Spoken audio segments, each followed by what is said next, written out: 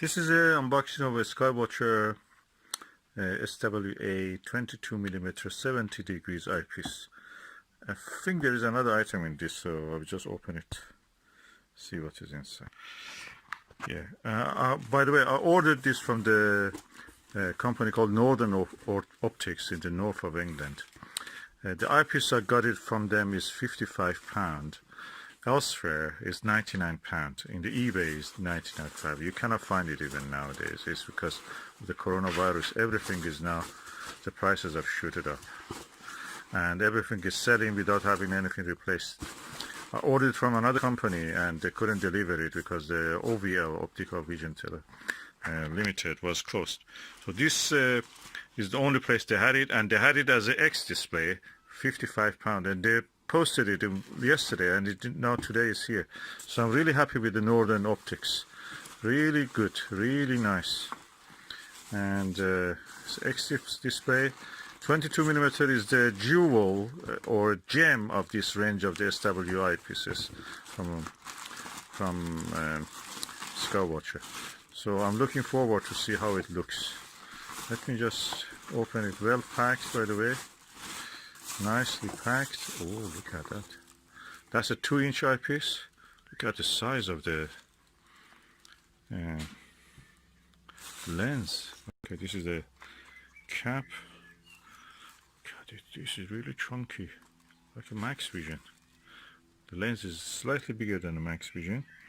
I will blow some with the air blower into it, so just remove the little bit of the things that came from the packaging.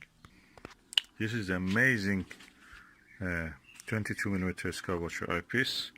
I read a lot of positive reviews about it. This is almost impossible to find it these days, unless it is at a very high price. And I was really lucky. I got it £55, free postage delivery. All the things you buy from the Northern Optics company is free delivery. So that's impressive eyepiece. Look at it.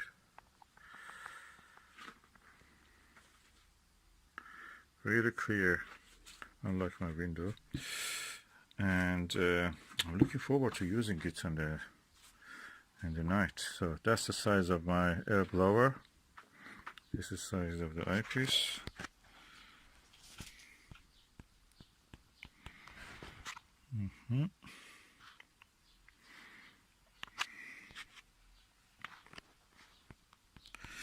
This is 2-inch, so it goes only with 2-inch, and it's also screwed for the 2-inch barrel, completely inside darkened to avoid reflection, astray lights. Really impressive optics, clean, and you can raise the eye cap to a comfortable level. It's around ½ centimeter it came up, and that's all that you need. You don't need more than that, and that gives you opportunity to look with your glasses without actually touching, or your eyelashes touching without touching the top surface of the eyepiece. And this is a top quality. I'm going to look at it tonight to see how it is, and I will tell you how it looks.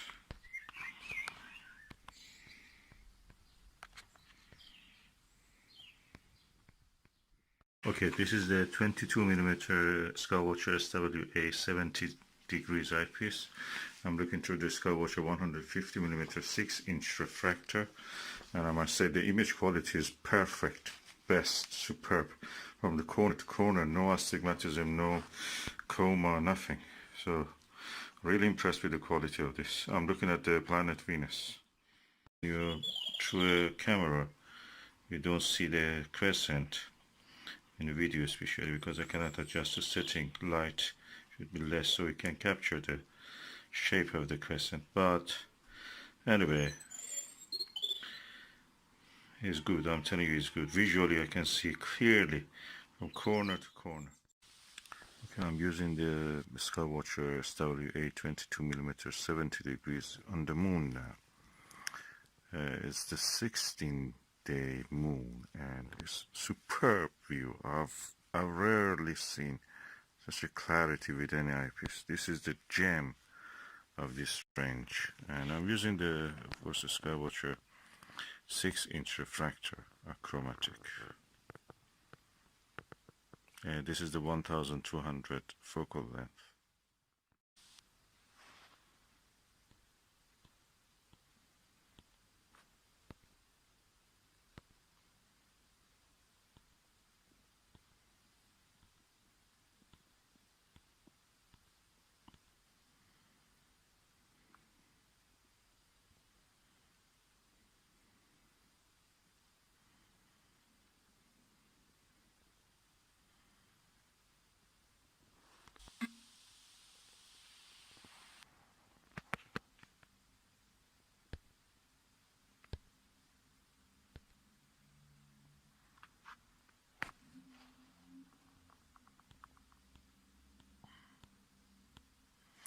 You can see the Owens bridge in the lower part of the image, Mare Crisium.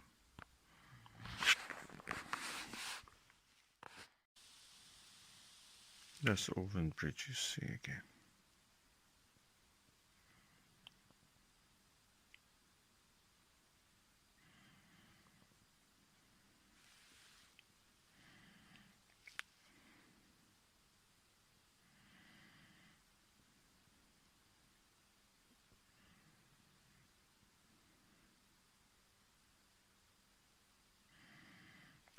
This kind of dimming and unfocusing is because of the use of the autofocus.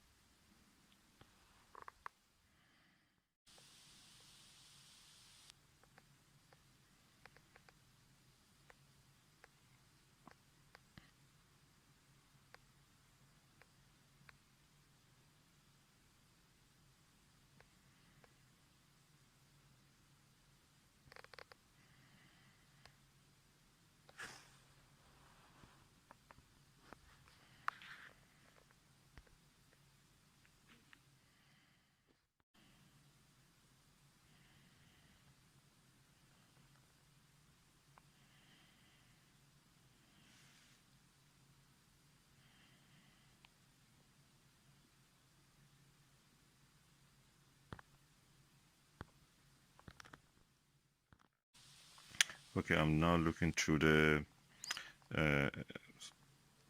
max vision 24mm 82 degrees eyepiece. I must say the image is crisp.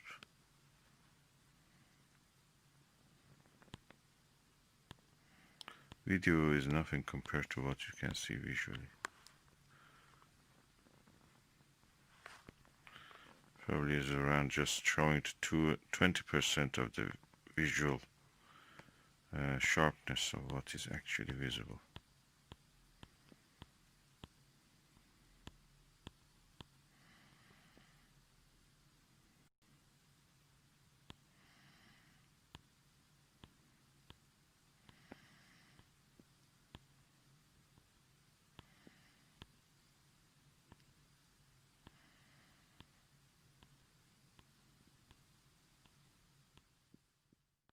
Okay, I must say that the Skywatcher 22mm is better than the Max Vision 24mm.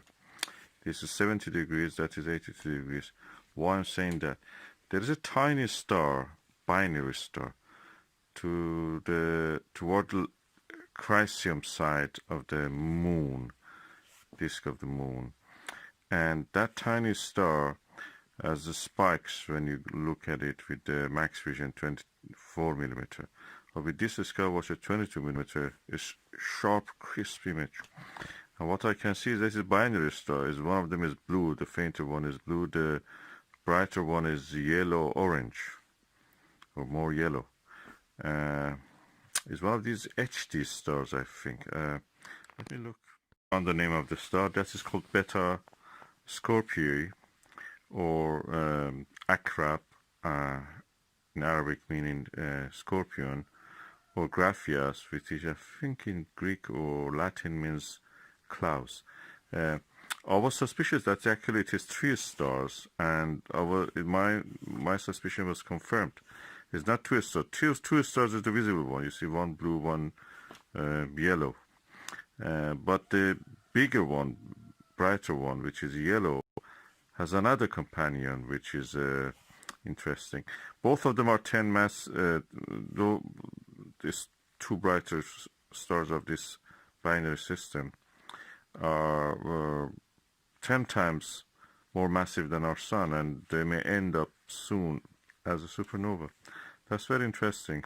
I don't know, I can try to catch it.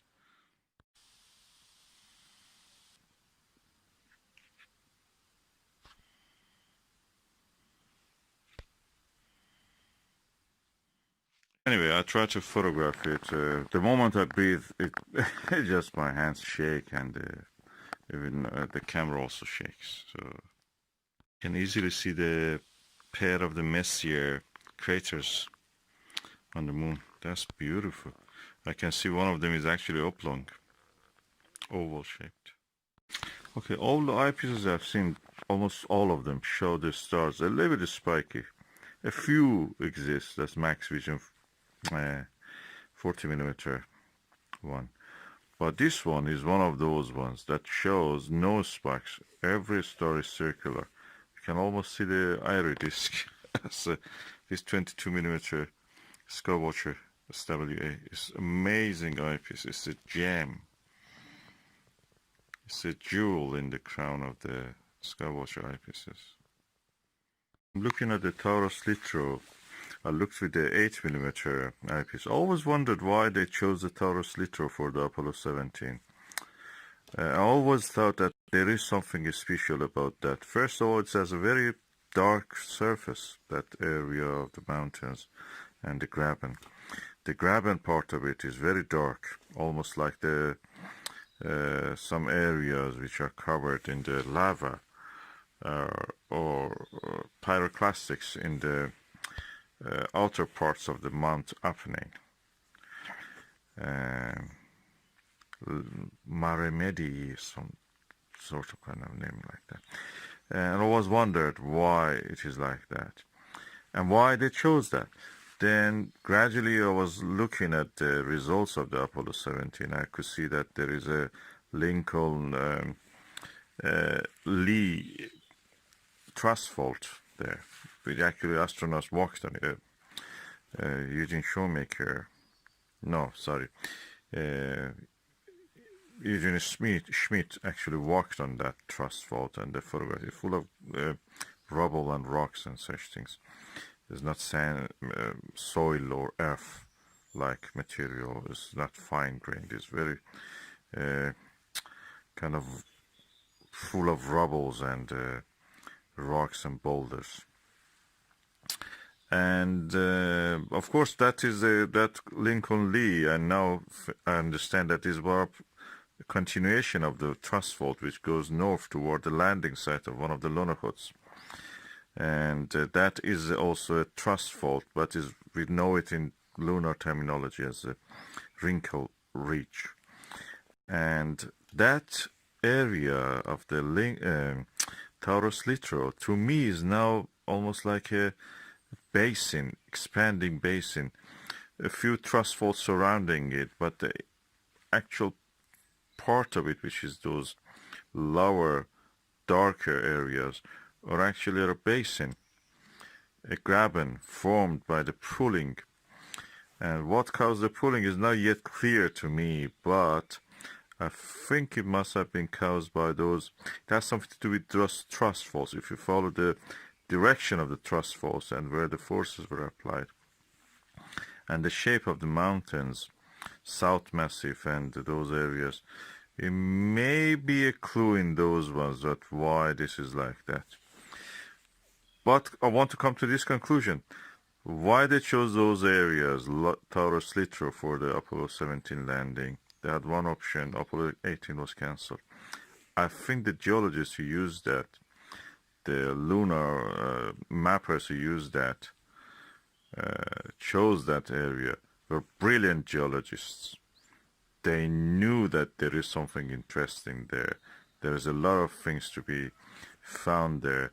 It helps a lot in the geology of the moon, and they actually pinpointed that area for the the first geologists go to the moon. We don't understand a lot of material that is yet brought or the pictures, but we are gradually to be there, reaching there.